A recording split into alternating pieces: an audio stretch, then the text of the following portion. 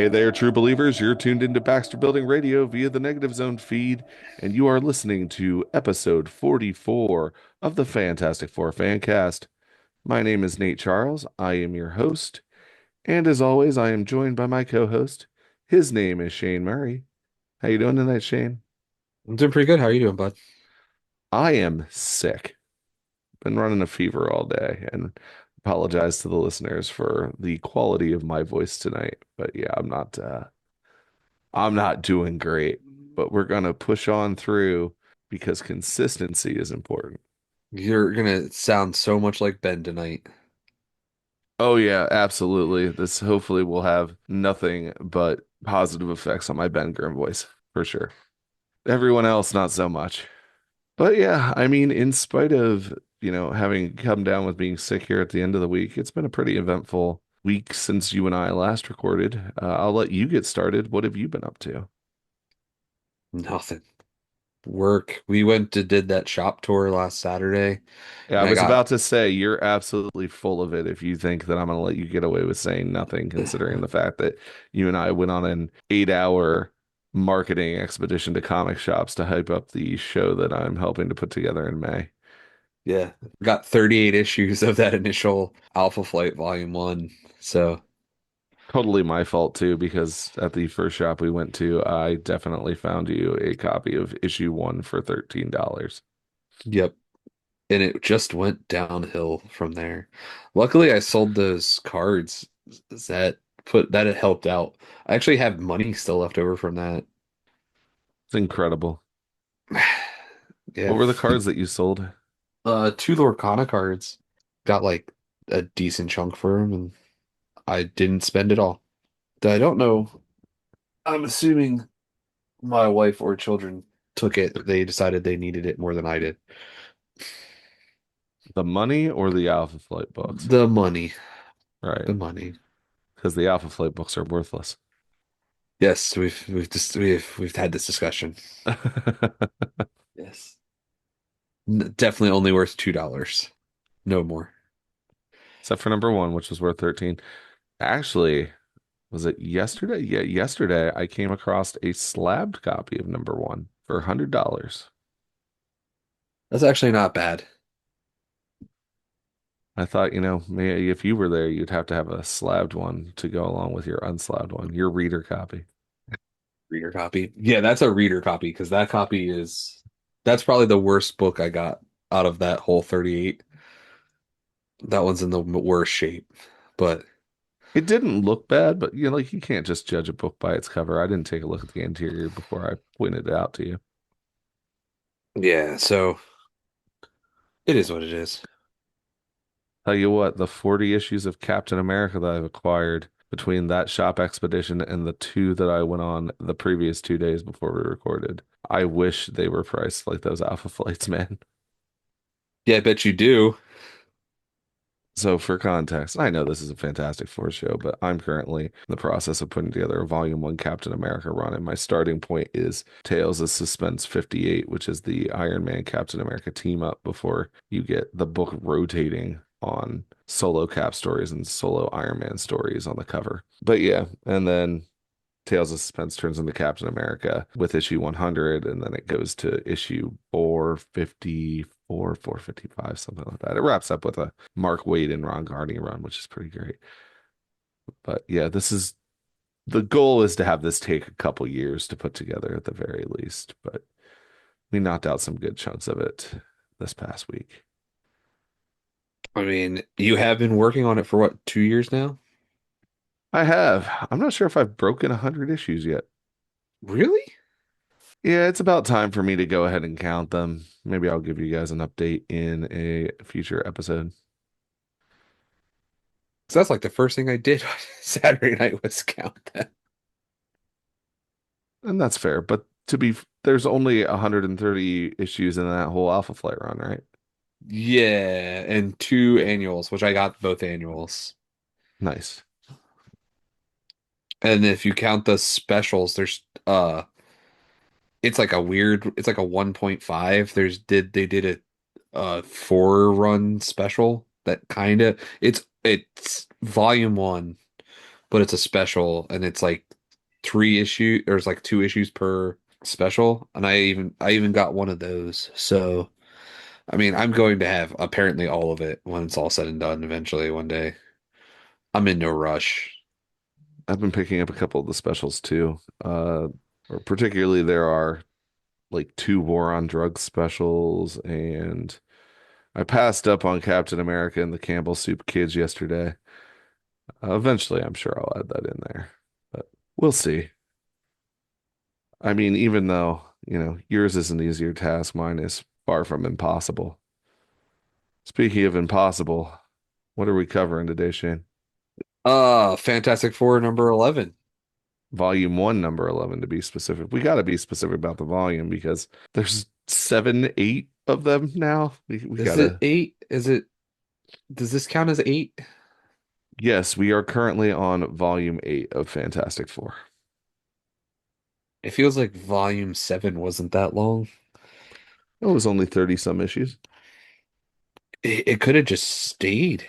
I don't, whatever. Well, considering that Ryan North was the author on both volume seven and volume eight, I would definitely agree with you. But there was a Fantastic Four movie that released in the summer of 2005, and therefore Marvel felt like they needed to relaunch with a brand new number one. In Such has been their 2005. 2025. Yeah, sorry. Again, dude, I'm sick. I'm running a I, fever. You got to deal with this tonight, man. I just, sorry. No, you're good. You're good, man. I know you're just going to edit that out. So. No, actually, I'm not. I'm not planning on editing it out. I'm literally going to leave you being a jerk to your sick friend right in this episode because it makes me happy. Oh, thanks, bud. So, yeah, you're welcome anytime. So, what is important about Fantastic Four Volume 1, number 11, Shane? Um, it's the first appearance of Impossible Man. It's also the first appearance of another important character in the Fantastic Four lore. Who? Oh, I'm assuming the male guy. Yes, Willie Lumpkin, Fantastic Yeah. Four's mailman. I know we don't have like a line of the issue, but I tell you what, when we get to that panel, I will tell you that he does definitely has the line of the issue. I look forward to what your decision on that is. All right, so today's issue is cover dated for February of 1963, but was released on November 1st of 1962 with a cover price of 12 cents. As per usual, Shane, I did hop onto pricecharting.com prior to our recording session tonight to find the maximum values which copies of this book have sold for. I have pulled a graded 9.8 price and an ungraded price. Again, these are not overstreet prices of what the book is actually worth, but rather the maximum value that someone has felt like paying for them. Shane, what do you think a graded 9.8 copy of this book has sold for at Uh, maximum? um, $20,252. I remember when you used to guess low on these. You've long since learned your lesson. $22,441.63 is the maximum recorded value for a graded 9.8 copy of Fantastic Four, I was Volume 1, number 11. I wasn't that bad. No, you're only off by a couple grand. How about an ungraded copy? Oh, 975, $975. Well, if this was the Price is Right, you would lose Really? $170. That's not bad. Yeah, you too could own a copy of this issue, missing a cover and with a detached centerfold, and Scruff McGruff took a bite out of the upper corner. Our creative team for today's issue, writer was Stan Lee, penciler Jack Kirby, inker Dick Ayers, colorist Stan Goldberg, letterer Artie Simek, And the editing duties were taken care of by Stanley as well. Shane, would you like to hear a synopsis for today's issue? I would love to hear a synopsis for today's issue. Yeah, me too. Marvel Unlimited doesn't have one, so you know what time it is there, fella. Oh my God, it's been so long since we've gotten one of these. Since we've had a Shaneopsis, that Yeah. certainly is the case. Um, Go for it, my friend. in this two-part magazine, I wouldn't call it a two-part story, but yeah, okay, a dual feature magazine. I said two-part magazine. You did. I've jumped to conclusions before you finished your statement. That's on me. So in this two-part magazine, you have part one being the Fantastic Four addressing your questions, in part two, them meeting their biggest challenge to date. I hate everything about that synopsis. It started strong and then you said that last part and now I have to drop the ball somewhere. I'm real upset and you know why. Full disclosure to our listeners, I am not the biggest fan, in fact, far from it, of the Impossible Man. But he is an important part of the Fantastic Four Rogues Gallery, I guess. So here we are, and you know, this is one of those things. We cover everything about the Fantastic Four on this show, right, Shane? So we can't just necessarily leave out the things we don't like, right? Right, we have to touch all the things eventually. Yeah. We'll touch them with a stick from 10 feet away. So our cover today is drawn by Jack Kirby, colored by Stan Goldberg, lettered by Artie Simek, but the inking credits for this are actually disputed. Marvel has it listed as Dick Ayers, who also did the inks on the issue, as I previously stated. However, the Grand Comics database lists Al Hartley as the inker. Now, Hartley, he didn't do a heck of a lot of Marvel titles. I mean, he did some Journey in Suspense. I'm sorry, he did some Journey into Mystery and Strange Tales, but mostly he was known for working with the company back with it was Timely and Atlas, working on things like Patsy Walker and Kid Cold Outlaw. I don't know though. I'm looking at this cover and the inks don't necessarily look like Dick Ayers, at least in that top portion of the cover. The bottom portion where you just see the four heads, that looks more like Dick Ayers inks to me, but it's entirely possible that we have two separate inkers on this cover. Anyway, Shane, I touched on it a little bit, but you want to go ahead and take us through it? Yeah. So I'm glad you did touch on that cover. The top of this did look real funny to me. But anyway, you get the title across the top, Fantastic Four. You get that tagline of the world's greatest comic magazine. You get your little Comic Code Authority stamp. You get your little square box that says MC, a number 11 over top of February, 12 cents in the corner. There is a, instead of having a corner box, there's a bottom box, which you have all four heads of the Fantastic Four.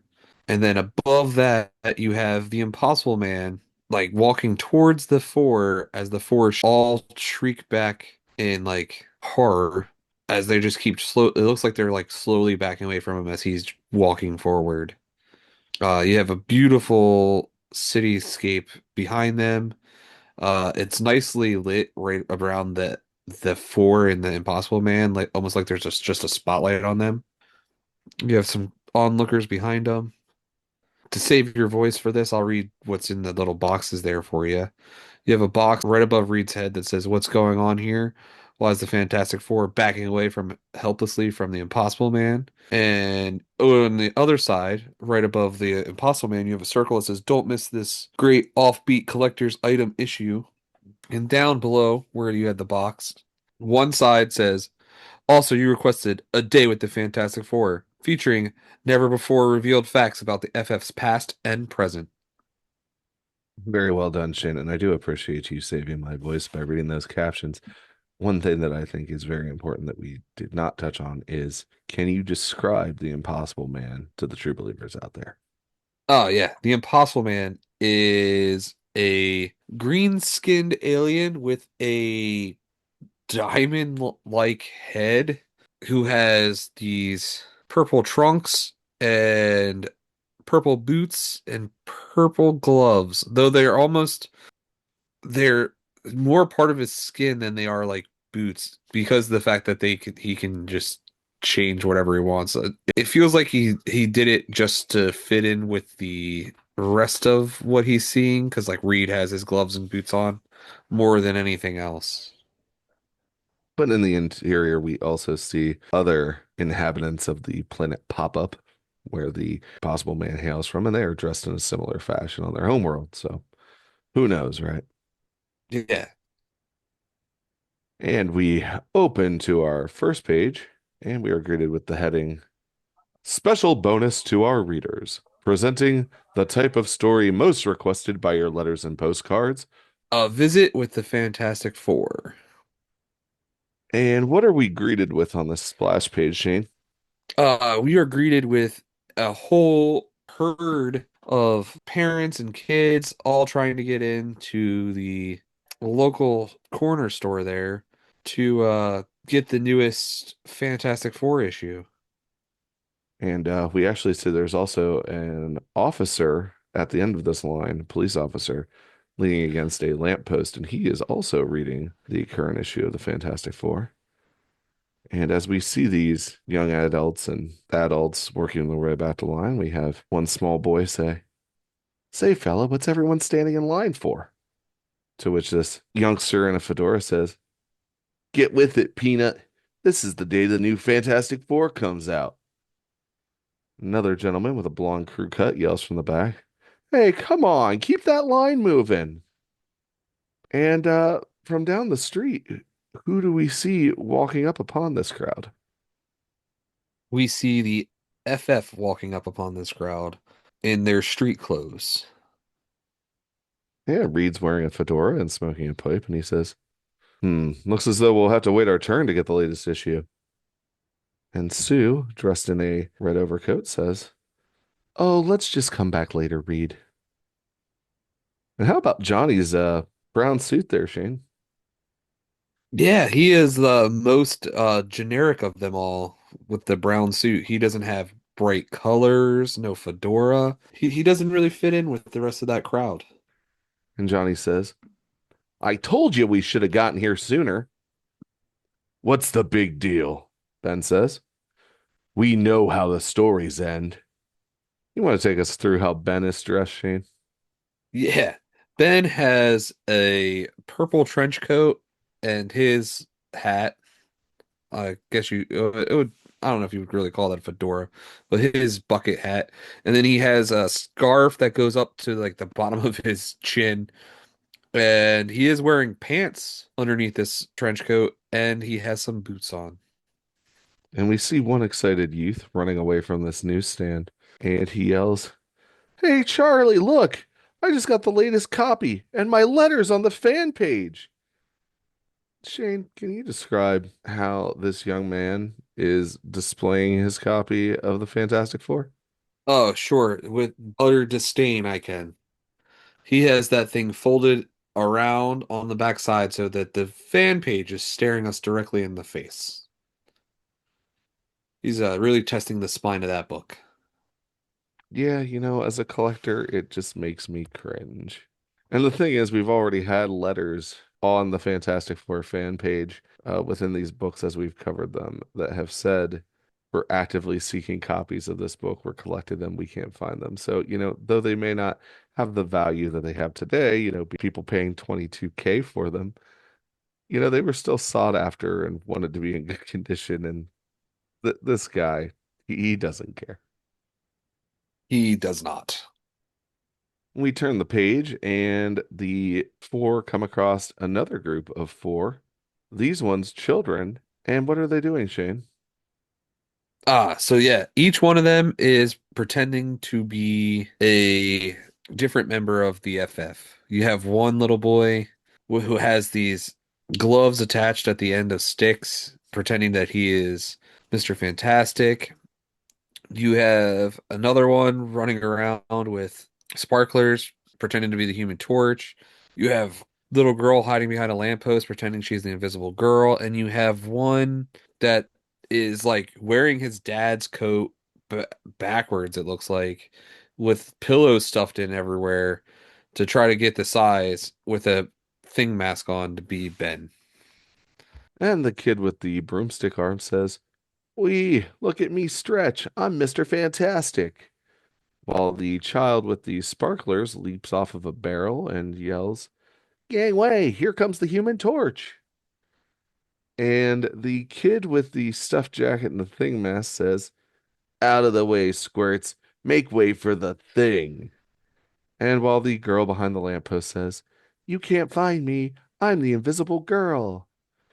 And Ben approaches the kid with the thing mask and says, "Hey, kid, what's going on here?" "We're playing Fantastic Four, mister. See my thing mask? Reason I'm the thing is 'cause I'm the strongest. Watch me bend this tin can." And the kid crushes this can in his hand. And Ben says, "Not bad, Shorty. But here's another trick you can try in your spare time." And what does Ben do, Shane? Oh, he grabs the light post that the little girl was hiding behind and squishes it with one hand. And in surprise, the child thing goes, "Ugh." Reed squats down next to the child with the broomstick arms and says, "Look, son, if you want to play Mr. Fantastic, here are some flowers you can give to the invisible girl." And he stretches his arm over to a garden outside of a building and plucks some flowers. While Sue bends down towards the child imitating her and says, "This is how I turn invisible, dear. I just have to will myself to do it." And so she does. And Johnny starts hurling fireballs in front of his fan and says, "Throwing fireballs is easy for me, fella, but don't you ever play with fire. It's too dangerous for little kids." And the Fantastic Four turn and continue making their way down the street, and Reed yells, "So long, youngsters. It was nice meeting you. I guess they'll have something to talk about for a while." "Sure. They'll tell how they met four freaks in the street." And the kid with the broomstick arm says, "Gosh, do you know who they were?" And Kid Thing says, "They were so close I could have reached out and touched them." And so our quartet makes their way back to the Baxter building, and who are they greeted by? They're greeted by the mailman, Mr. Lumpkin. Willie Lumpkin, to be precise, who is struggling with an oversized, overflowing bag of mail. And Johnny says, "Aw, cheer up, Thing. It isn't. Say, look who's here."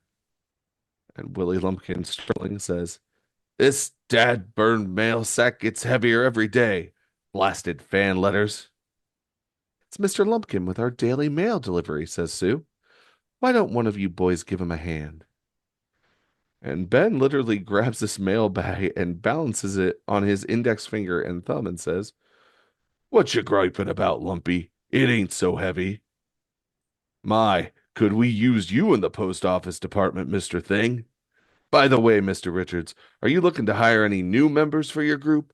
I haven't exactly got any superpowers, but I can wiggle my ears real good, and we're all filled up right now, Lumpy, but we'll keep you in mind, old timer." And Sue opens her jacket to reveal her Fantastic Four uniform, as Johnny says, "Come on, Sue. Let's open the elevator door and go upstairs. It's going to take forever to get through all that fan mail."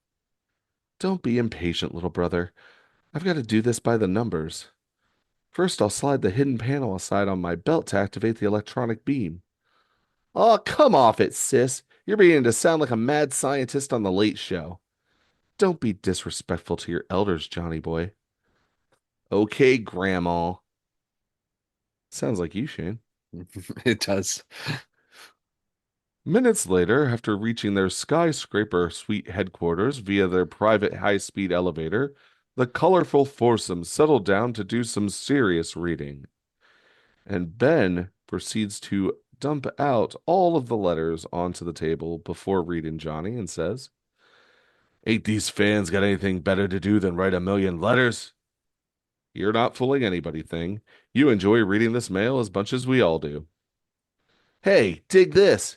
Here's a chick in Fresno who wants to know if I'm going steady. Says she wants to be my new flame. Boy, how corny can you get?" "Well, what do you know? Here's a package addressed to me. Maybe I got a secret admirer."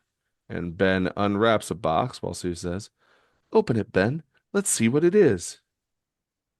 "Funny, there's no return address. I hope it's something to eat. I'm starving." And what happens when Ben opens this box, Shane? Whap! As a glove comes out to smack him right in the eye. A spring-powered boxing glove, to be precise. And Ben slams the package down on the ground and begins to leap on it, crushing it. "Blasted wise guys. If I ever find out who sent that, I'll. Thing, stop it. It was only a practical joke." "Some joke. I'll bet it's the work of that crummy Yancey Street gang. They're always trying to get my goat." And Ben picks up a barbell. "I'd like to take the whole shooting mess of them and bash their empty heads together." And to emphasize his point, what does Ben do, Shane? He, with a crash, puts the dumbbell into one small pancake. "Oh, for crying out loud. Look what I did to my brand new dumbbell." "Don't blow your stack, old pal. Here, hold out your hand. I've got something for you." "Knock it off, Reed. I ain't in the mood to play games now." And Reed walks up behind Ben and places a hand on his shoulder while Sue also flanks him, trying to calm him down. Ben acquiesces and puts out his hand. "It's no game, Ben. It's the latest version of a new serum I've been working on for you." Reed proceeds to dump the serum on Ben's hand. "Nuts. I'm sick of being a guinea pig for you. None of these things ever work right." "This formula is different, Ben. It may last longer than the others." And what begins to happen, Shane? Ben goes from the thing back to human Ben Grimm. "Hey, look how fast it's working. I'm I'm turning into a normal man again. I can feel it." "Welcome back to the human race, partner." "Reed, do you think that this time the change will be permanent?" "We'll have to wait and see." And Sue leans in and hugs Ben. "Oh, Ben, you're a real living doll again." "Mm-mm. Who am I to disagree?" And Johnny has been amusing himself by creating streaks of fire in the air with his finger and thinks, "Poor Ben. If he changes back to the thing again, I don't want to be around to see it." And he stands up and begins to make his way towards the door. "The conversation's getting too mushy, gang. I'm cutting out for a while." "Wait a minute, Junior. What about all that unfinished fan mail?" I'll read it later. I'm going to get down to the garage and fool around with my new TR4." And he blows a puff of smoke at Reed and Sue as he leaves. "Okay, kid. See you later." "Can't blame the squirt for getting restless, Reed. Teenagers have to keep on the go all the time." "You're right, Ben. Remember how we were when we were younger?" "Perhaps our fans would like to hear this, Reed." "You're right, Sue. A lot of readers have asked for more info about our past. Well, I remember the time Ben and I first met as roommates at State U." And we flash back to see what, Shane? We see Ben unpacking as Reed is tying his tie in the background of their dorm room. Ben says, "I'm Ben Grimm, Richards. Maybe you heard of me." "Sure, Grimm. Who hasn't heard of State U's football hotshot?" "Look, Fancy Pants, maybe I did get here on a football scholarship instead of being a big brain like you, but relax, roommate. I've got a hunch we're going to get along just fine." And my hunch was right. Ben and I became fast friends from the start. I was a millionaire's son, and he was from the wrong side of the tracks, but I cheered louder than anybody when he made All-American. You weren't just sitting on your backside yourself, Reed. What about all those prizes you won for scientific accomplishment?" "That was a long time ago, Ben. And so was the time after graduation, when we fought the biggest fight of all on the same team. Seems that we hardly had time to pack away our diplomas before you became a Marine fighter ace over Okinawa and Guadalcanal. You were the hero of every American who could read a paper, Ben.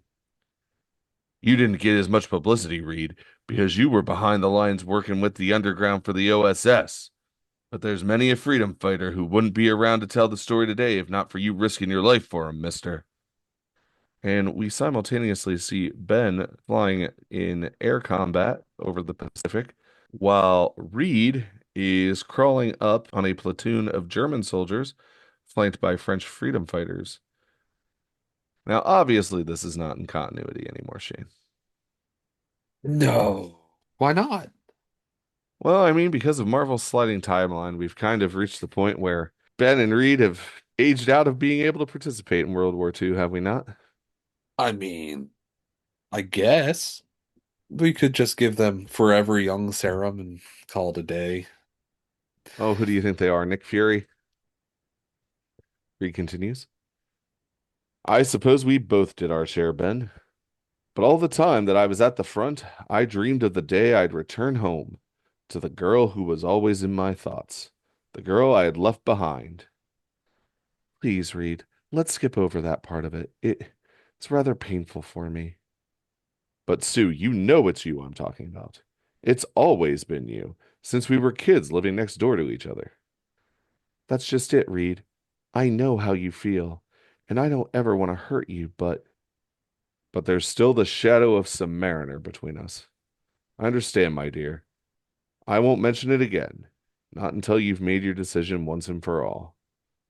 And Reed continues to flash back, and this time it's to the days of him assembling his experimental rocket.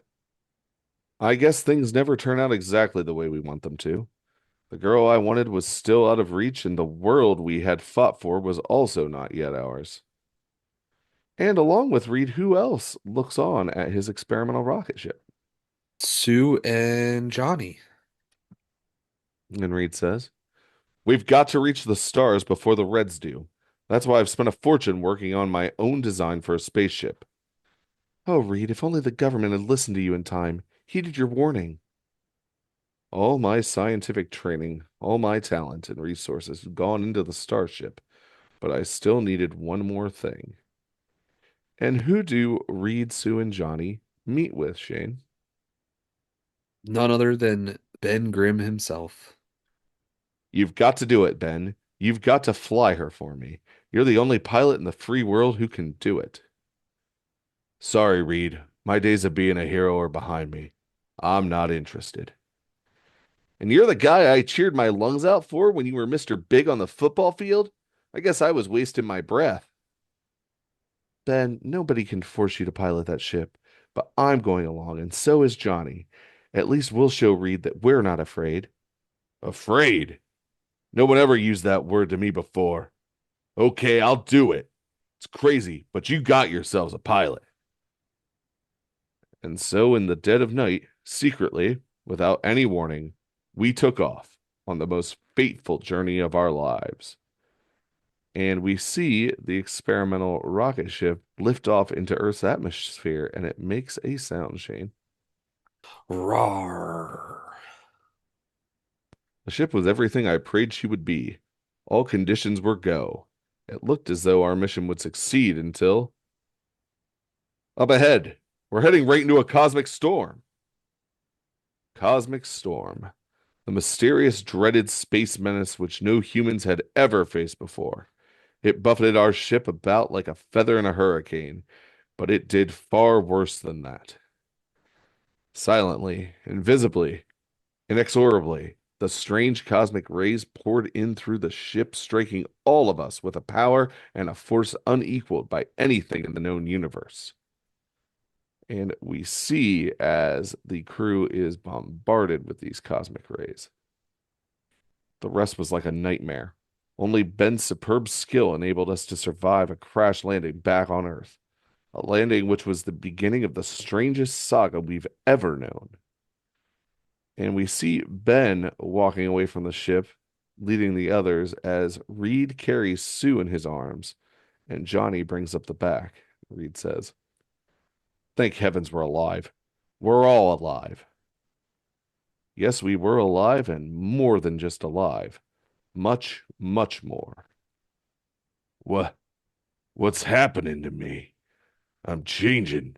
I'm turning into a thing. And will we ever forget that first sight of Johnny bursting into living flame? Johnny, your body, it's a blaze of fire. I- I'm a human torch. And Johnny takes off into the sky. I'm lighter than air. I can fly.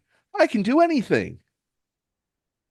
And then we saw Sue turn invisible, fading away in front of our eyes. Reed, what's happening to me? You're vanishing. We've all been infected by the cosmic rays. All of us. I I'm afraid to try and guess what fantastic change will happen to you, Reed. Well, we all know what happened to me, and the world first learned of it when I used my stretching power to signal a passing jet to come and rescue us. And Reed stretches his arm, what looks to be about a mile into the air, Shane, and he exclaims, he sees me. Now, this is all things that occurred back in Fantastic Four Volume 1, Number 1, which we covered in Episode 2. I would recommend that our listeners go back and listen to that episode again if they're not familiar with the original way the story was told, because these events are definitely in a different sequence from what they were in the first issue. They are. They are very much in a different sequence. We return to the present, where Reed holds a letter in his hand. It says, we've come a long way since those early days and had many almost unbelievable adventures. But they were your adventures, the three of you, much more than mine, Sue says. Sue, what are you talking about? What do you mean? I, I hadn't wanted to mention it, Reed, but I've gotten some letters lately. Some disturbing letters. And Reed places his hands on Sue's shoulders from behind to attempt to comfort her, while Ben also places a hand on her arm and says, You, I can't believe it. Let us see him, Sue. And Sue throws an arm up in front of her eyes, upset as she hands a letter to Reed and Ben and says, There, a number of readers have said that I don't contribute enough to you. You'd be better off without me. Perhaps they're right. She's not exaggerating, Ben. Look, I never expected anything like this. Well, it's time to set the record straight, here and now. Take it easy, pal. The kids didn't mean any harm. They just don't understand. Maybe this will help them understand. And Reed walks over to a bust of whom, Shane? A bust of Abraham Lincoln. So, how's your bust of Abraham Lincoln holding up? Um, Something we obviously all have in our homes. I mean, it must have been Reed's hero. I mean, there are worse choices for heroes, I suppose. But Reed continues. See this bust of Abe Lincoln? Remember his famous remark about his mother? The time he said that all that he was, all that he ever hoped to be, he owed to her? Lincoln's mother was the most important person in the world to him. But she didn't help him fight the Civil War. She didn't split rails for him. She didn't battle with his enemies. And Ben chimes in. In fact, if we printed Lincoln's life in our mag, some wise guy would probably write in and ask why we don't leave his mother out of the story because she doesn't do enough. And while we're on the subject of doing enough, remember how bravely Sue leaped into the middle of our fight with the Skrulls a year ago? We'd probably never have defeated them without her. And as we see Reed and Ben attack, we also see Sue tripping the Skrulls. And this is actually a very interesting panel, Shane, which is back in reference to Fantastic Four Volume 1, Number 2, which we covered back in Episode 3. But you see Ben lifting a Skrull in the air, and you see Reed from the window reaching out with his one of his elastic oversized arms trying to disarm a Skrull, and he's wearing a three-piece suit. But Sue, while invisible, we can see her outline, and she is wearing a Fantastic Four uniform, which didn't actually appear until issue 3, where they got their costumes. Yeah, but also Ben's also in his trunks, so But Ben also was wearing trunks in that issue. I think they were like brown or maroon, but they were still, I mean, marooned. we're But yeah. we're really mixing some things up here. And yeah, I mean, I'm sure visual continuity wasn't necessarily at the top of the list, but as people who have been going back and covering these books, it does stick out. Reed continues. And who was it that saved the three of us from Doctor Doom a few months ago when he had us locked in an airless chamber? The Invisible Girl, that's who. When it comes to bravery and courage, Sue Storm takes a back seat to nobody. And we see a panel that calls back to Fantastic Four Volume 1, Number 5, which we covered in episode 13, where Doctor Doom has Reed and Johnny and Ben trapped in an airtight chamber, and Sue manages to free them while she is invisible by accessing the control panel. And she says, I've got to get them out of there somehow. And back in the present, Ben takes further umbrage with this letter and says, if you readers want to see women fighting all the time, then go see lady wrestlers. And Reed says, Ben, take it easy, fella. Because what is happening, Shane?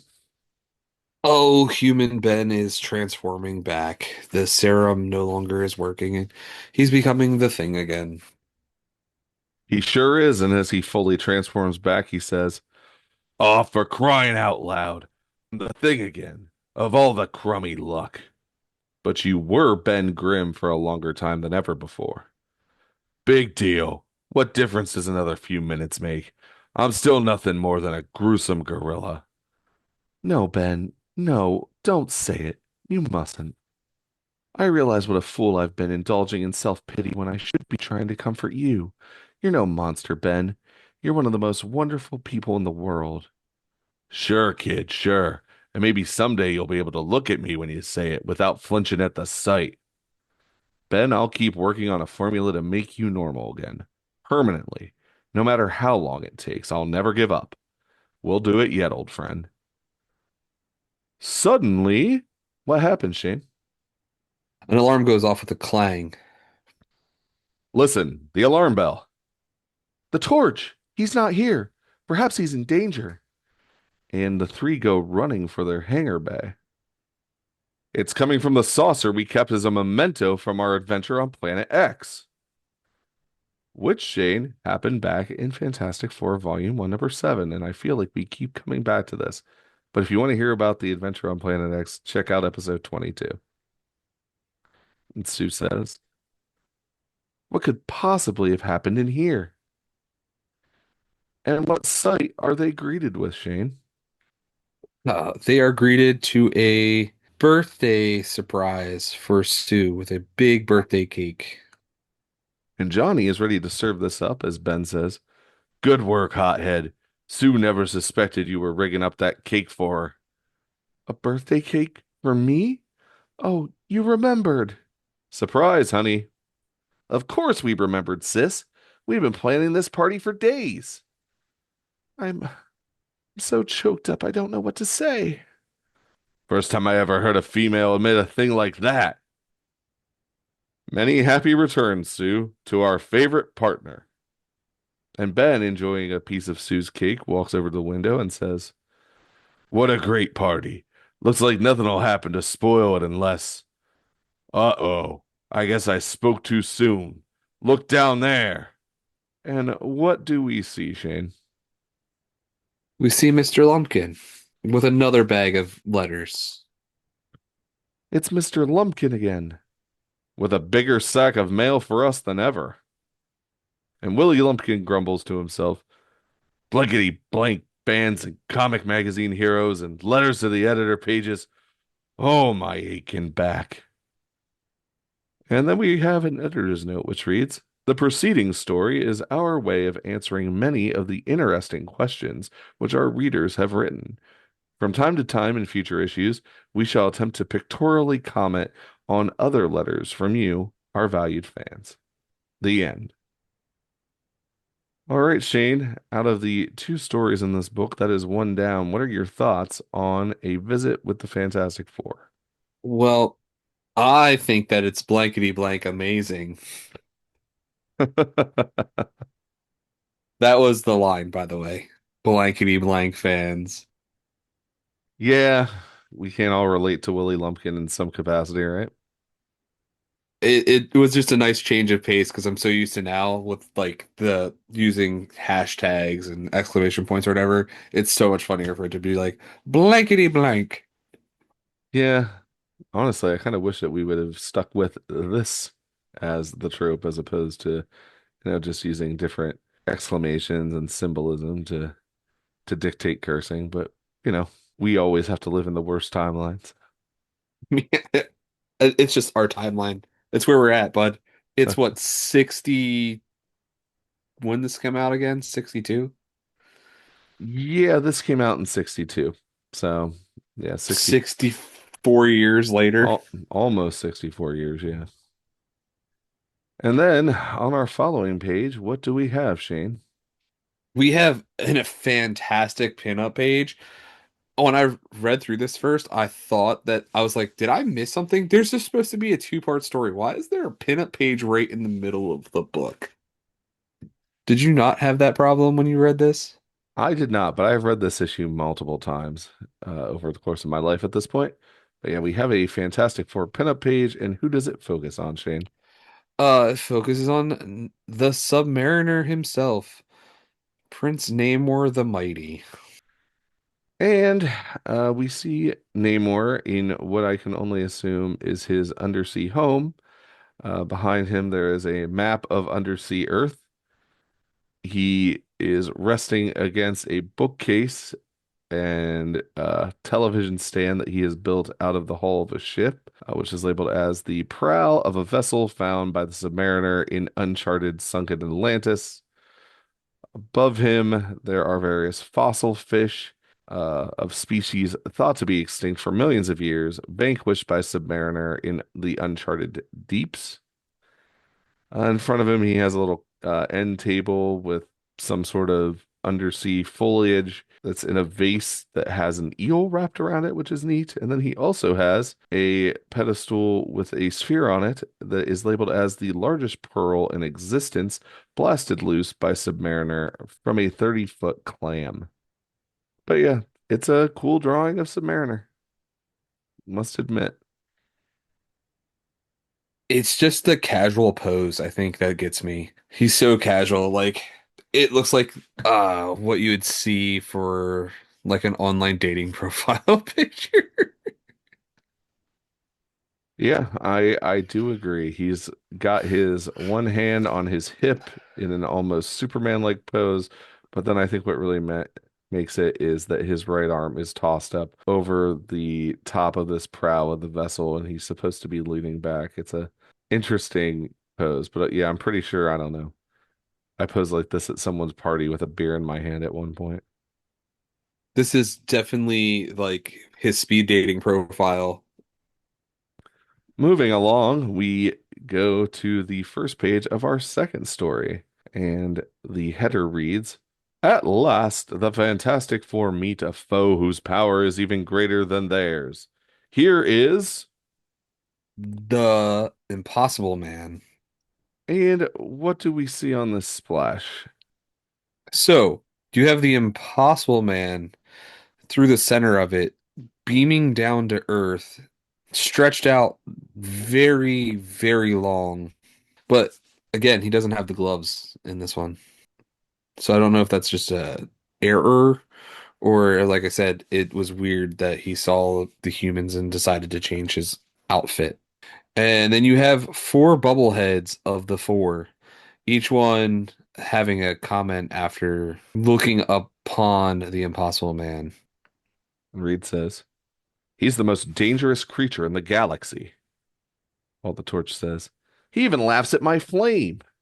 Ben chimes in, If we can't clobber him, who can? And finally, Sue says, He looks so humorous. How can he be such a menace? And so far as the Impossible Man not having gloves in this panel, Shane, I mean, I think we just have to admit, even the king can make mistakes. Yeah.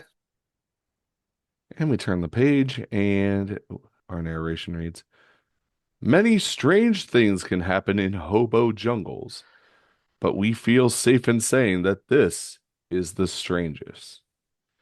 Now, Shane, I do need to know, as it is your natural habitat, tell me a little bit about hobo jungles. Oh, sit around, eat pork and beans, talk about the weather. Not much else happening there. Sometimes barter some new clothes for your pork and beans. Yeah. You get used to eating out of canned goods. And into this hobo jungle beams down the Impossible Man as one of its residents says, "Holy mackerel! Where'd you come from?" "The planet Pop-Up in the 10th galaxy. Where else?" Another hobo says, "That settles it. I'll never drink nothing stronger than milk again. I am ravenously hungry after my long journey. May I share your food?" And said hobo pulls the food that he has on the end of a stick that he was roasting over an open flame away from the Impossible Man script and says, "Listen, cornball, we're legitimate hobos, and we don't like freeloaders, no matter where they come from."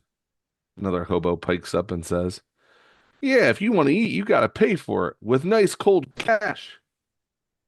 The Impossible Man looks confused and says, "Cash? What a strange word. What is cash?" "Say, are you trying to pull our leg, Pinhead?" "Cash is what they keep in banks, mister. Just go to a bank and ask for some. They love to give it away." "Many thanks. I'll do just that." And what happened, Shane? Impossible Man transforms into a jet and pops off to a bank. Such a friendly planet. I think I'm gonna like it here. And we have an editor's note which says, "By now you're probably thinking that Stan and Jack have flipped their lids. But wait, things may get even wackier." And the Impossible Man walks right into a bank vault where I assume the bank manager is there counting cash. And the Impossible Man says, "Salutations, Mr. Banker. I have come for some cash so that I may buy food." And the manager says, "Good grief. How did you get in here? The vault is still locked." Now, I have questions, Shane. Why has the bank manager locked himself in the vault? Well, how else do you siphon 1% off everybody that's in the bank? Touche. And what does the Impossible Man do, Shane? With a pop, shrinks himself down to the size of even smaller than an ant. And he says, "The same way anyone would get in, of course. I made myself small enough to crawl under the door, like this."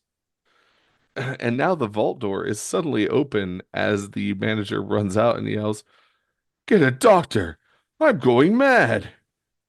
And the Impossible Man pops back to his normal size and says, "That must be what cash is. I'd better take enough of it. I expect to be here for a while."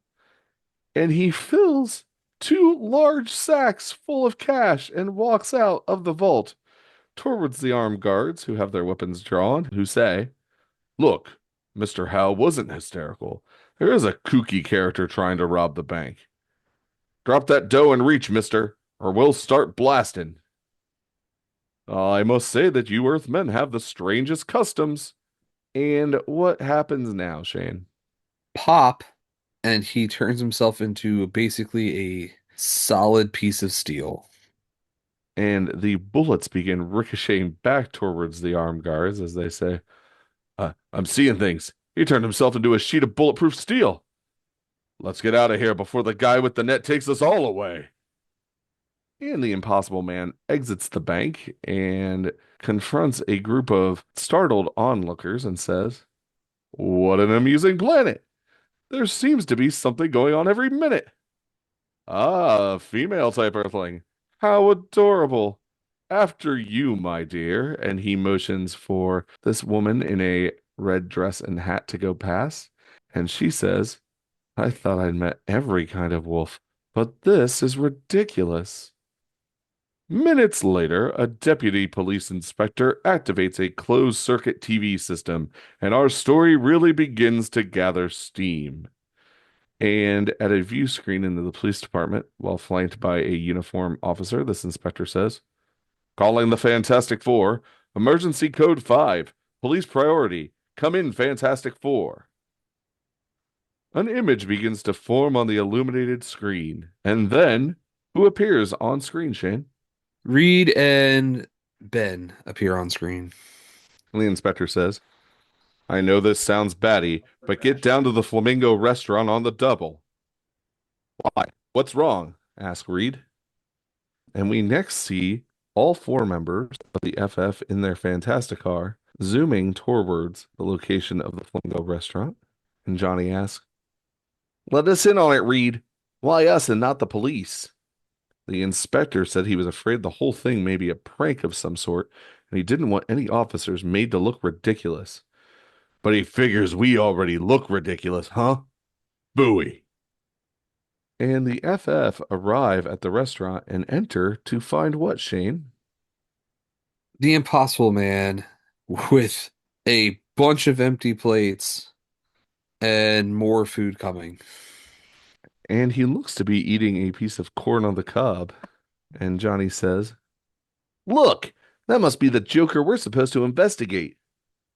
What on earth is he? Asked Sue. One thing's sure, he's pretty darn hungry. And the Impossible Man switches over to eating a piece of watermelon, as Reed says. Say, fella, they tell us you took some money from the bank without a withdrawal slip. You want to tell us who you are and where you came from, or do you want me to wrap that melon around your scrawny neck? And the Impossible Man begins to monologue, of course, he says. May I compliment you Earthlings on your colorful language?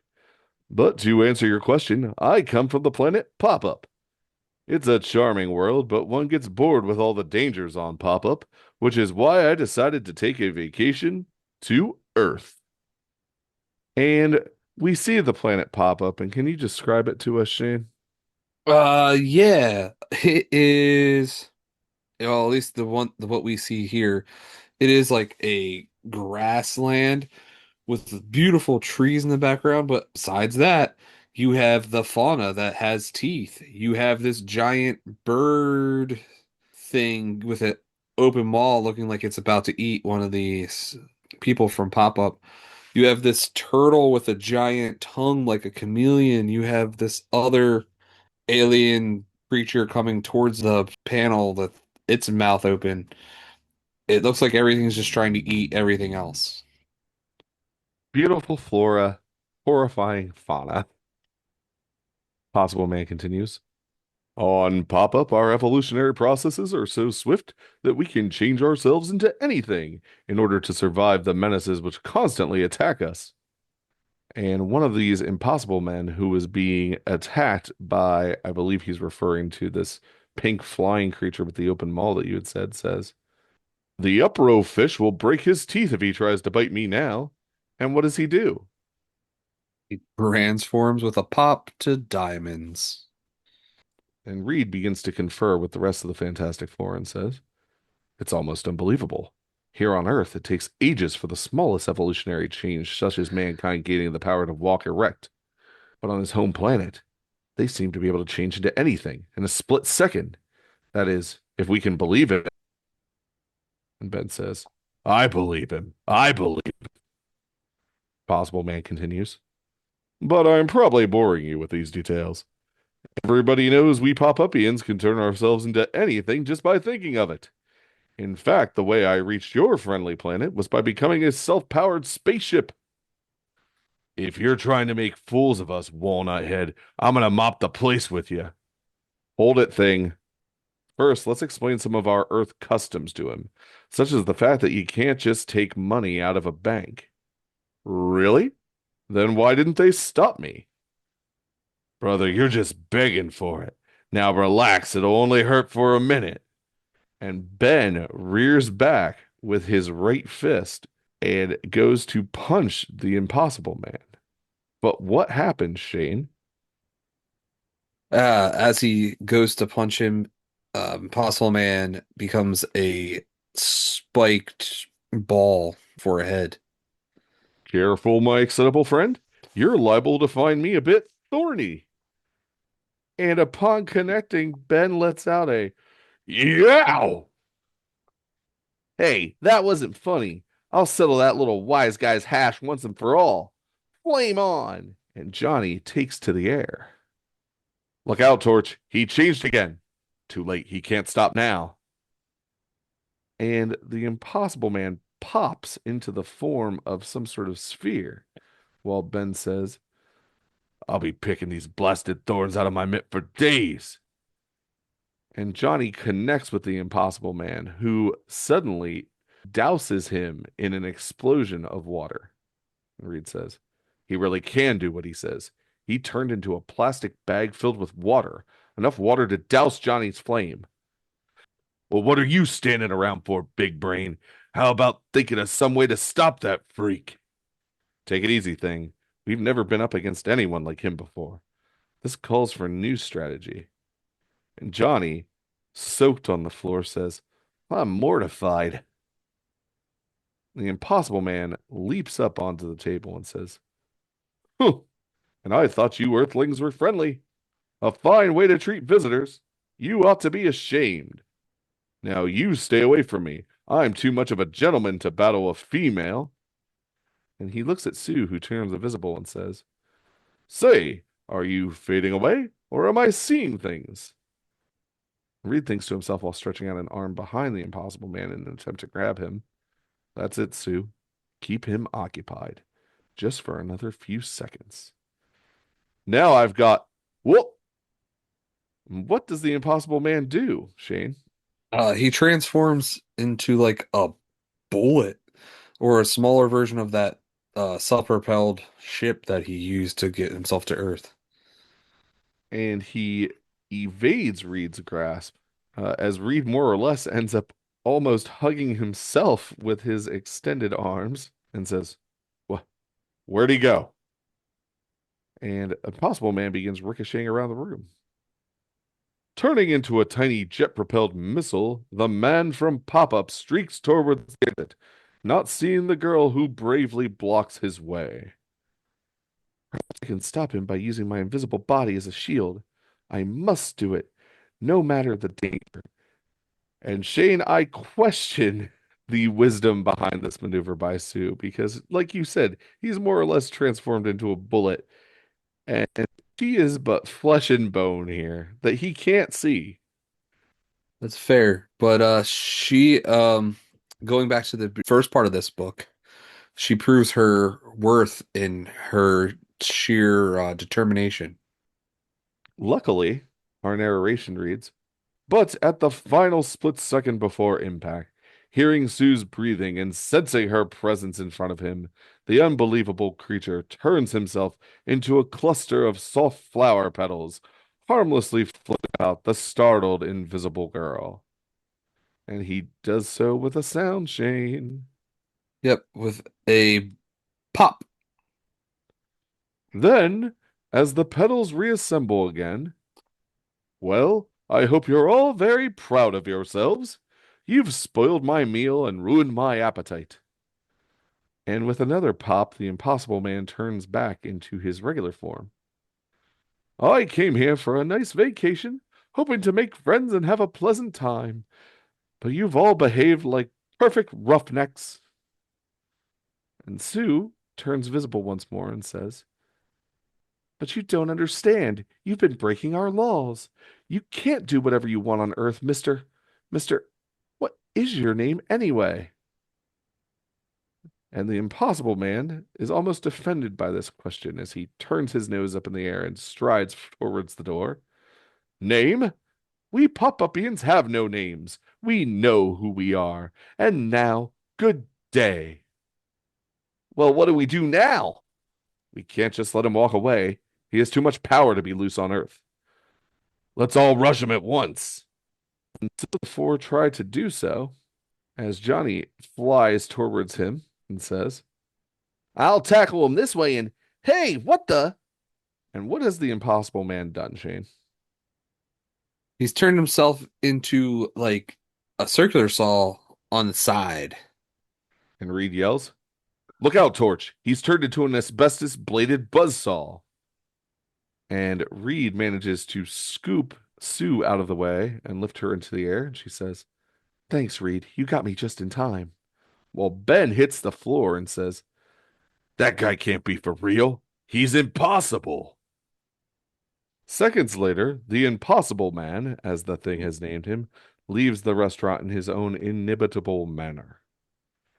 And we see this buzzsaw literally slice through the storefront of the Flamingo restaurant as onlookers dive for cover.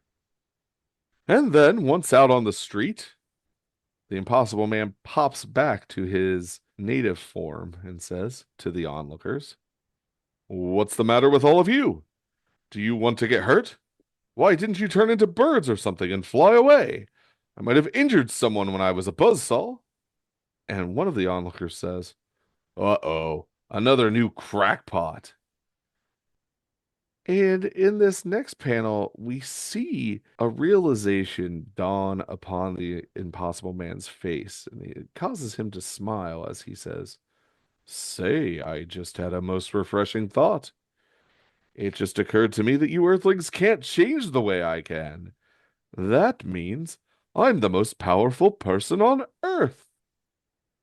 This vacation of mine is going to be even more fun than I thought. I can do anything I want to."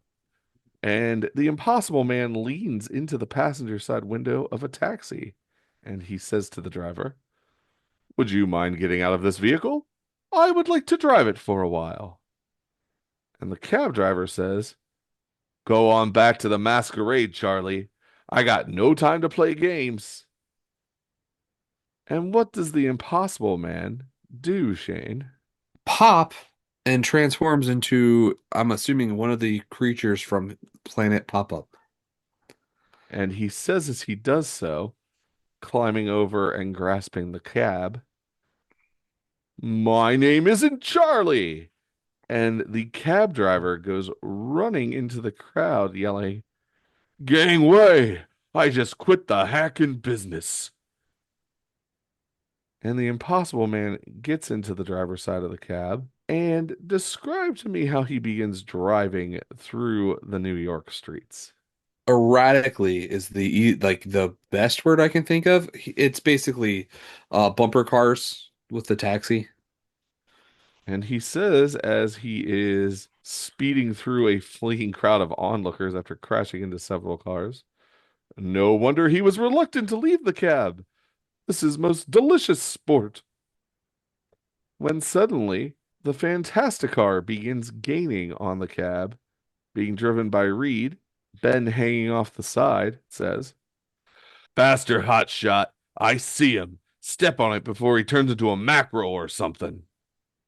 "We mustn't lose him this time, Ben. Be careful." "Careful? You never become a comic book hero by being careful." And Ben drops down behind the vehicle and grabs its rear bumper and lifts the back tires into the air, causing the cab to come to a halt. And the engine makes a sound, Shane. Yeah, roar, as it's just revved out to its limits, but not going anywhere. The Impossible Man looks over his shoulder out the driver's side window and says, "Oh, it's one of the Killjoys again."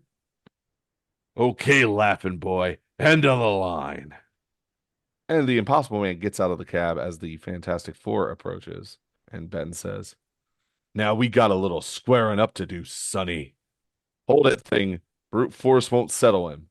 We've got to use strategy." And Ben grabs the Impossible Man from behind, but struggles to lift him, as Reed says. "I was afraid of that. He's changed again. He's become one of the heaviest substances in the galaxy." "Who? A skinny runt like him? Hey, you're right. I can hardly budge him." "Look, someone must have sent for the National Guard." And sure enough, Shane, we see about half a dozen soldiers, including one in a tank, approach in the next panel as their CO says, "Step aside, all four of you. The governor ordered us to handle that character once and for all." Although I can't figure out why he sent a whole regiment to take one little squirt like him into custody. But Reed places himself between the CO and the Impossible Man and says, "Listen to me, Captain. This little squirt, as you call him, is the most dangerous living creature on Earth. Your weapons and your men will be powerless against him." But the captain scoffs at this and says, "Brother, you've been working too hard. You've popped your cork." But what does the Impossible Man do, Shane? The Impossible Man leaps into confrontation with the captain. "This is the best vacation I've ever had. There's some new activity going on every minute. I'm going to recommend Earth to the Pop-Up Tourist Bureau." And the captain, pistol drawn, says, "Hey, where are you going?" "Nowhere. I'm staying right here." And what does the Impossible Man become? Bomb. And the regiment of soldiers turns to flee as the captain yells, "Where'd the bomb come from? Take cover! Disperse!" And Reed leaps into action, stretching himself over to the Impossible Man and grabbing hold of his bomb form and says, "I don't know what you're up to, but you're not getting away with it while I can stop you." And he stretches his legs, propelling himself high into the air, and says, "There, I'll toss you up into the substratosphere." And as he flies through the air, the Impossible Man says, "Whee! Thanks, this is fun. But now I want to come down to Earth again. So I'll just explode into a zillion pieces." And he does so, Shane, and it makes a sound. Ballroom. But he reforms himself, but this time, couple alterations, as he says. "And I'll reform myself with wings so I glide down in your nice soft atmosphere. Look, here I am. Don't worry, I'm all right. See? I'm up here." And from the ground, Sue says, "He's coming back again. With all his powers, there's no way to stop him. Boy, just give me another crack at him." "Let me try. I've got an idea. Flame on!" And Johnny once again takes to the sky, and he creates a spiral of flame in front of the descending Impossible Man, saying, "By flying around in circles this way, I'll set up a hypnotic pattern which may make him lose consciousness." And what happens to the Impossible Man?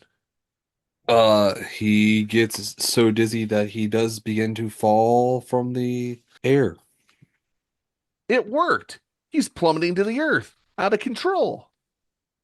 And the Fantastic Four doesn't even bother to try and catch the Impossible Man as he just slams into the ground. And Reed says, "The torch did it. We've got him now." "I hope he's not injured. After all, he isn't really bad. He's just like an irresponsible child." "He seems to be all right, Sue, but his physical makeup is so alien I can't be sure." But of course, the Impossible Man regains consciousness, and he is absolutely fine, as he says, "I knew it. You do like me. You were worried about me. Just for that, I'm going to stay here and kid around with you always. This is the most wonderful fun I've ever had. I can do anything I want to, and have all of you friendly humans to play with. Oh, I'm so glad I came to Earth. Whee! It's like one big party." "Okay, Reed, step aside. I'm gonna pulverize that laughing hyena. Just give me room." "No, Thing, I've got another idea. Just do as I say and don't question me. Let's go, gang." Turn around and walk away from him. "Huh? You mean leave him there?" "Come on, Ben. Reed must know what he's doing." And the Fantastic Four turn away from the Impossible Man and begin to walk off. And what does the Impossible Man do in response, Shane? To try to get their attention, he tries to offer them a golden egg. And he says, "Wait, don't go away. If I made you angry, I'm sorry. Here, have a nice golden egg. It ought to be worth something on your silly planet." And Ben thinks to himself, clenching his fist, "One wallop. That's all I ask. Just one." I won't let you go. I'll turn into the old man of the sea and I'll stay on your back and I won't get off. Look, I won't leave you.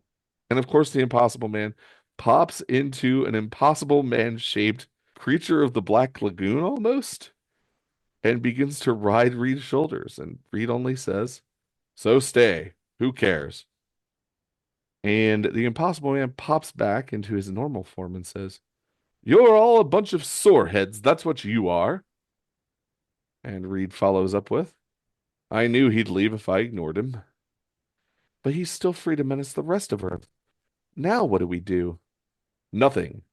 We don't even try to fight him. Let him do whatever he wants." And a crowd of onlooking kids says, "Hey, is that Mr. Fantastic talking? I can't believe it. Is he turning chicken? Is he scared of the Impossible Man?" And Reed turns to these youths and says, "Listen, everybody. There's no use in fighting the Impossible Man. Let him have his own way. Ignore him. Don't fight him. That is what I shall recommend to the police of every state in the nation." And one of the kids says, "Never thought Reed Richards would turn yellow." Another one goes, "Me neither." And in the days that follow, although bewildered by his apparent surrender, people everywhere take Mr. Fantastic's advice. And our scene shifts to a TV studio where what do we see? We see the Impossible Man screwing with the cameras behind the anchors. And the technical director says, "That creepy pinhead is ruining our whole TV show." While the AD says, "Just let him alone. Word is out from upstairs to ignore the Impossible Man." While utilizing the camera, the Impossible Man says, "Look at me, fellas. Look what I'm doing." And then our scene shifts to what looks to be a beach of some sort, where two officers are looking at the Impossible Man who is sitting on the wreckage of a helicopter. And the Impossible Man says, "I stole this silly little airplane and crushed it right near those policemen. Why don't they try to punish me?" And one cop says, "What's new, Mike?" And the other cop says, "Nothing much, Joe. It's been a pretty quiet day so far." And what do we see in our next scene, Shane? Our next scene, we have the Impossible Man trying to jump into a boxing ring and fight a prize fighter. And the Impossible Man says, "Come on, killer. Never mind your opponent. Try to knock me out. Please, try to fight me." But the prize fighter, Killer, leans on the ropes and says to his manager, "It'll be a nice day today if it don't rain, huh?" And the manager says, "Yeah, Killer." And not long afterwards, we see the Fantastic Four watching the Impossible Man as he is sitting on a curb and he looks absolutely miserable. Johnny remarks, "Look, there he is. What's wrong with him?" To which Reed responds, "The one thing I hoped would be wrong. He's bored sick." Buh, what a bunch of deadheads on this planet. And I thought I was going to have a lot of fun. Phooey. I'm going to find me another planet where a fella can have some fun. Earth is too dull. I'm never going to come back. I'm going to tell all the other pop-upians to stay away too. Earth will never get our tourist business. No siree. And what does the Impossible Man do, Shane? The Impossible Man transforms back into that jet that he used to fly here to fly off away from the planet Earth in, well, for now, subdued misery. You were right, Reed. He's gone forever. What luck for us. I still wish I could have clobbered him first. He was beaten by the one thing he couldn't fight, sheer boredom. And that wraps our change of pace issue for now. Hope you liked it. Next month, it's back to normal again with a surprise packed full length thriller. The Fantastic Four meet the Hulk. Don't miss it. The end. All right, Shane. What did you think of our second story this evening?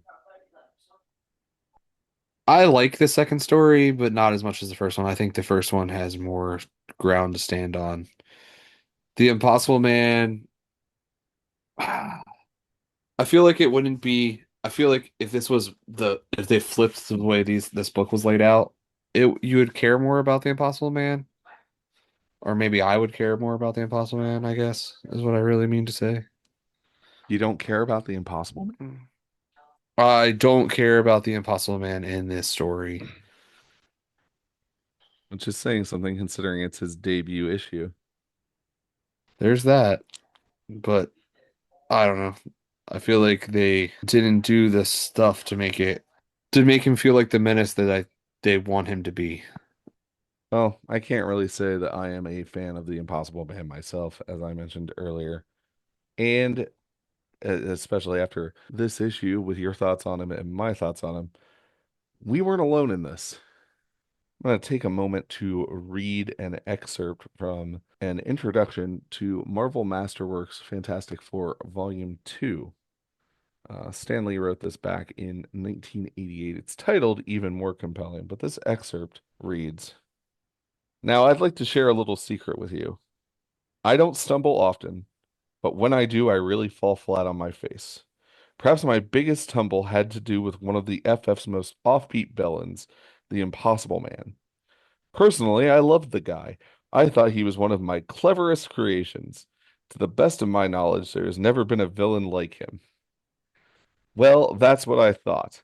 The outraged hordes of Marvelton thought differently and told me so in no uncertain terms. The mail poured in, the phone calls clogged our switchboard. Everyone swore I had gone off my rocker. In a way, it was a worthwhile experience. It should have taught me humility. It's a pity that it didn't. I still like the pinhead from the planet Pop-Up. It'll be fun to see what you think. So fan reaction was mixed at best.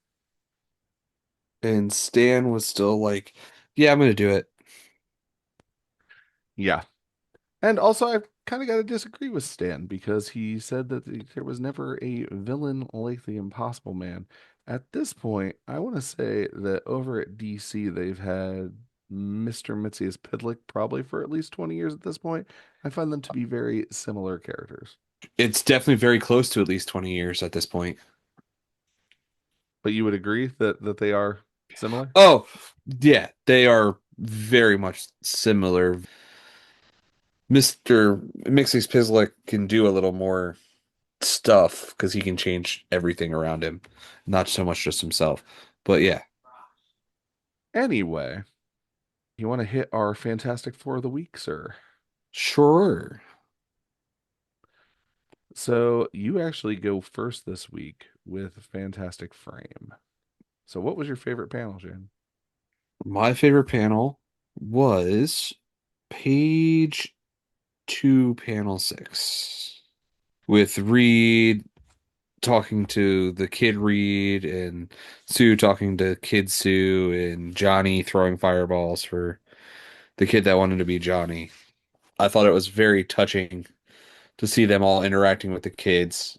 Um, it showed that they really cared about their fans. It just won me over. It is a cute scene. What about Um, yourself? so I'm going to go with the second story, page five, panel five, which is where Reed attempts to capture the Impossible Man with his outstretched elastic arms, only for the Impossible Man to turn into a tiny missile, and Reed practically ties himself into a knot. You don't often see Reed get caught up in confusion, and it's just an interesting panel to see. So he has arms at all different angles. He's kind of a tangled mess of a human being, and Jack Kirby just illustrates it very, very well. I mean, that's very fair. I wish I had more for it, but I don't know. This issue was it was hard for me to kind of determine a favorite in this issue. Dude, it took me, I want to say, like, I read this issue faster than I found my favorite panel. It was the last thing I did because nothing really jumps off the page, minus the Namor splash. Yeah, but you managed it. You picked a very cute, touching scene, and I picked something that was out of the ordinary for a character. What is your grim grumble? My grim grumbling for this issue is in the first story. It's page 10, panels 1 through 3. I do not think that the Abraham Lincoln bit is necessary at all.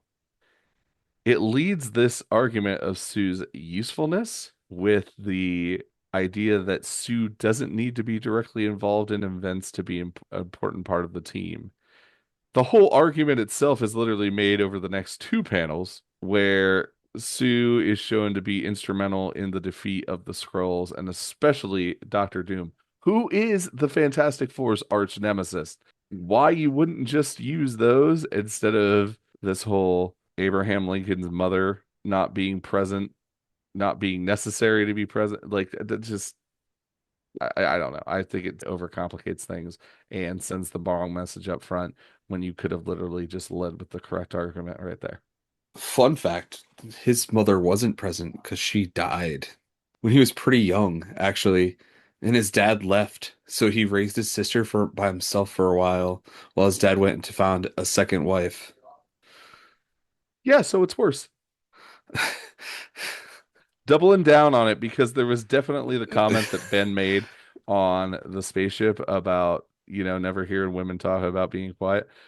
That was also in contention, but yeah, this wins out because it's just nonsensical to me. Yeah, the only thing Lincoln's mom did was the reason that he could read was because his mom would barter their food for a book every once in a while.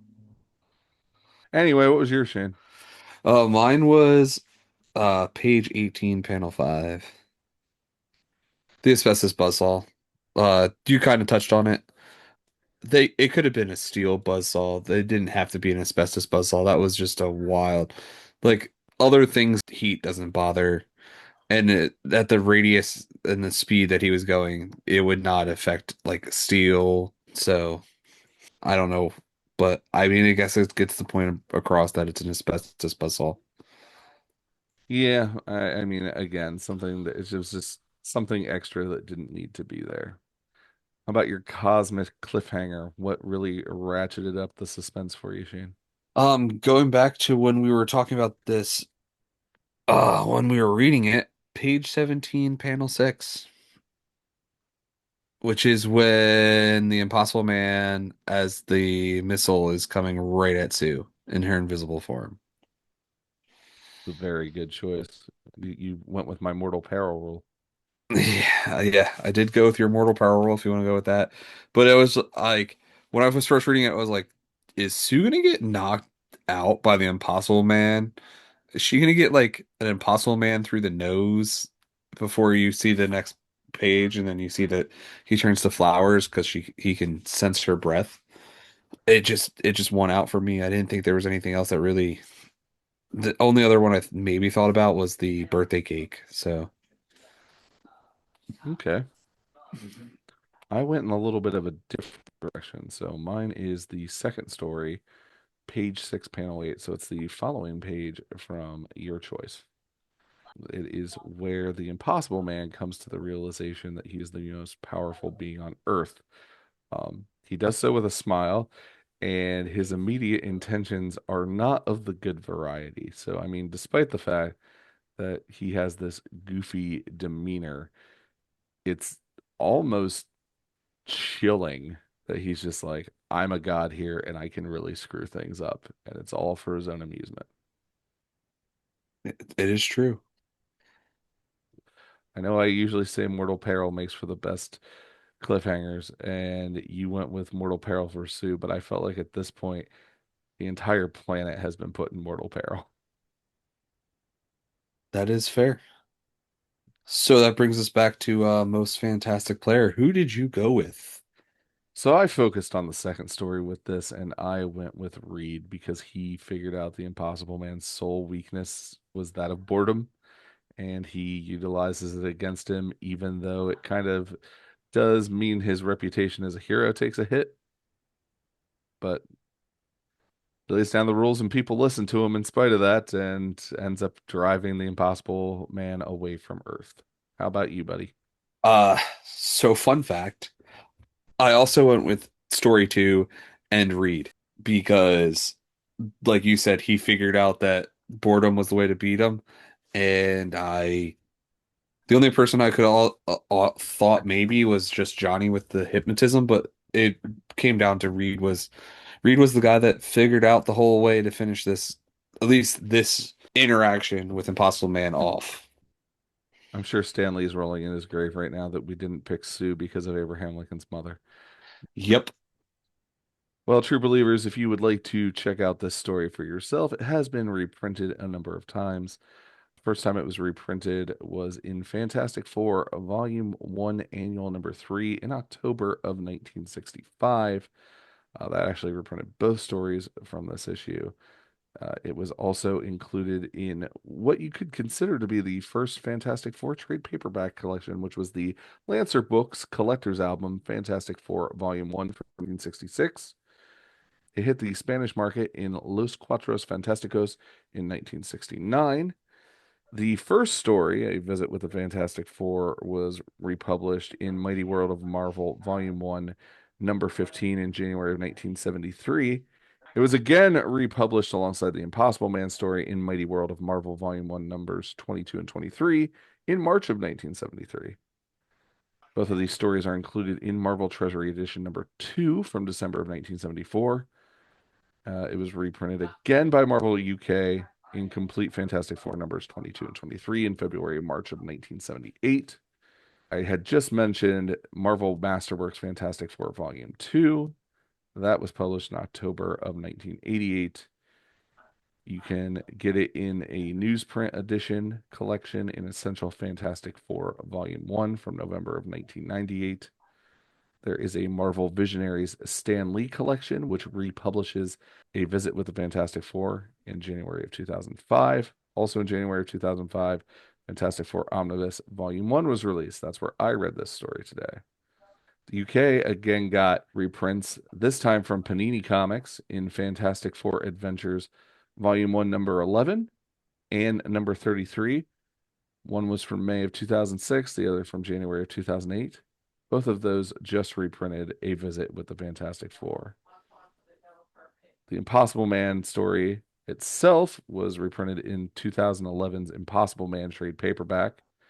It was also in Fantastic Four Epic Collection Volume 1, the world's greatest comic magazine from September of 2014. Mighty Marvel Masterworks Fantastic Four Volume 2, The Micro World of Doctor Doom from January of 2022. The Best Marvel Stories by Stan Lee Omnibus in January of 2023. And Fantastic Four Volume 1, number 11 got a facsimile edition released last year on November 12th of 2025. You can also find it on Marvel Unlimited or probably on a key wall of your local comic book store. Wow, that was quite the list. Yeah, it was a big list. You can't say that we don't give you options here at the Fantastic Four Fancast. As far as adaptations in other media, The Impossible Man has proven popular on television. 1978's The New Fantastic Four animated series, episode 11, is titled The Impossible Man. And I have not watched this one yet, Shane, but from what I understand, the Impossible Man arrives on Earth. He befriends a criminal named Grogan, and then he assists Grogan's gang with pulling off jobs, and it's up to the FF to reveal the truth to the Impossible Man and get him to leave Earth.